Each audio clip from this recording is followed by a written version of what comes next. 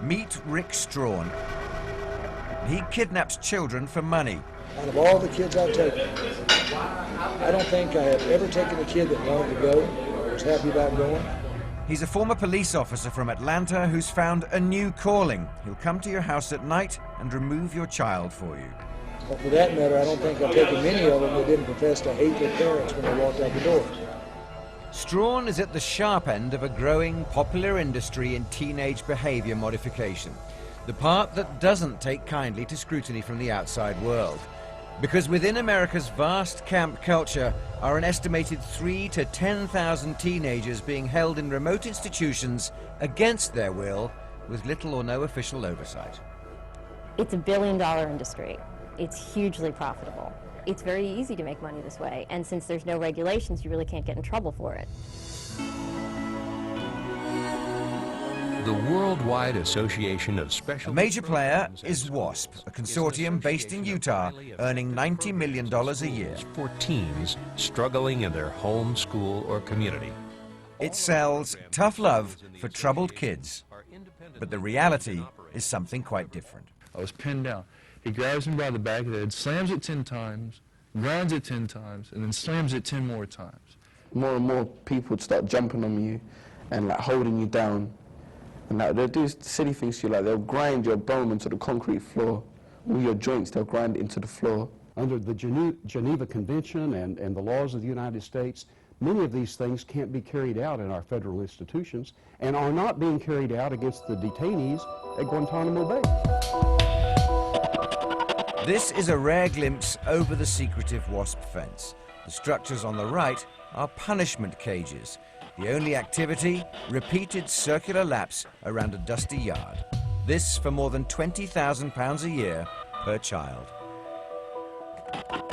The road to WASP usually starts with parental worries about school, inappropriate friends, and sometimes drink or drugs. A cry for help is quickly answered online.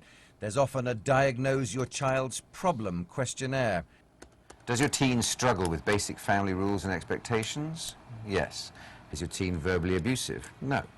Has your teen lost interest in former productive activities, hobbies, or sports? Yes.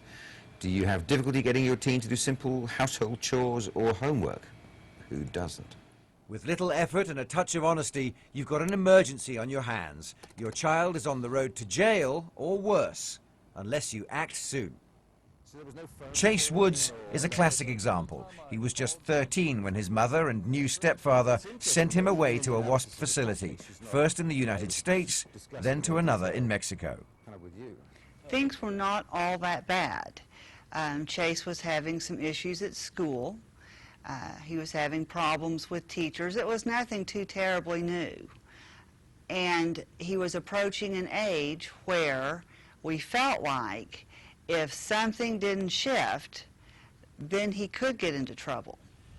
From day one, Chase disappeared into a world of reward and correction. Simple misdemeanors such as talking, looking at another student, or asking to be excused meant immediate physical punishment.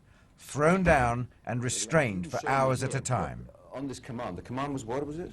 So if I were to say, suelo, now if they would restrain you from this position, how would that happen?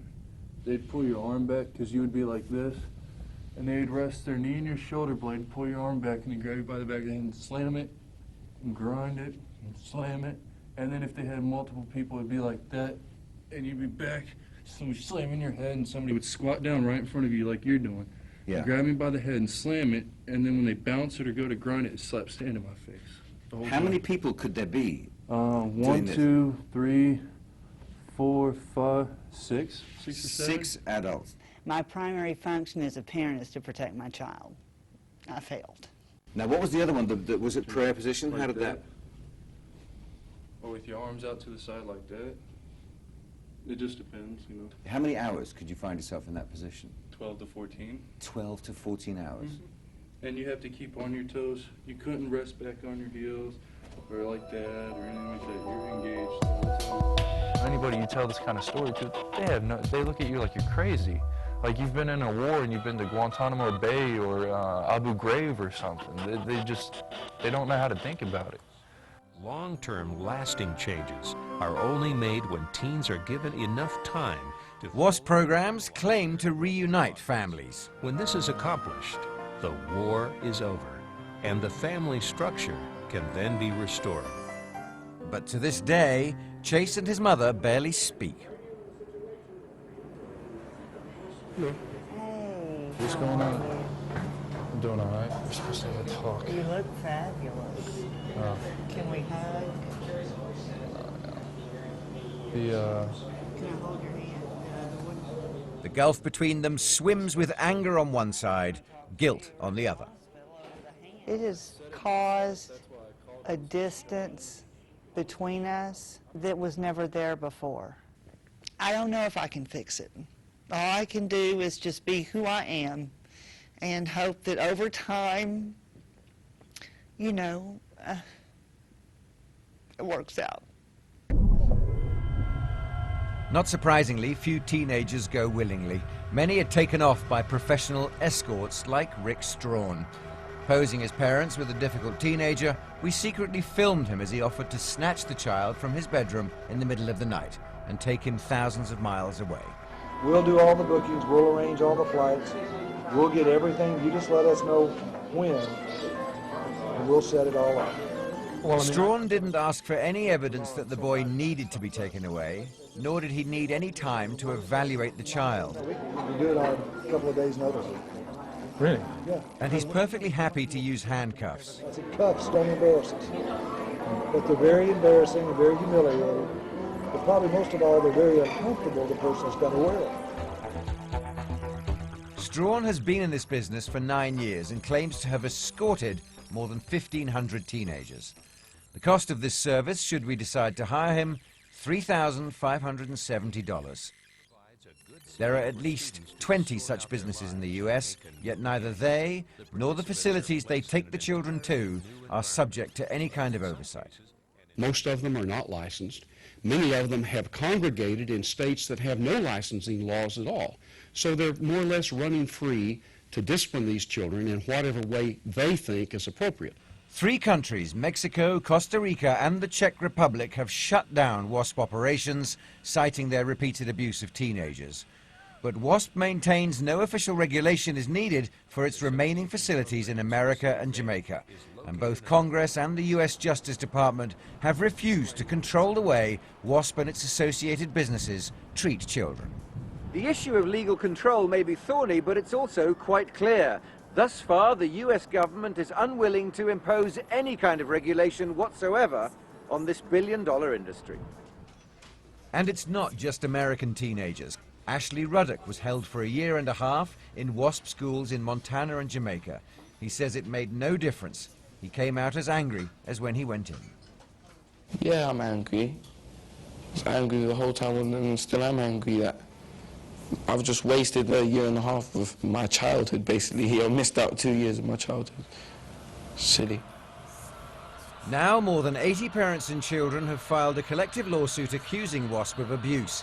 The allegations include placement in isolation, being locked in small boxes and cages, being kicked, beaten, thrown or slammed to the ground, being bound and tied by hands or feet, and being forced to eat their own vomit.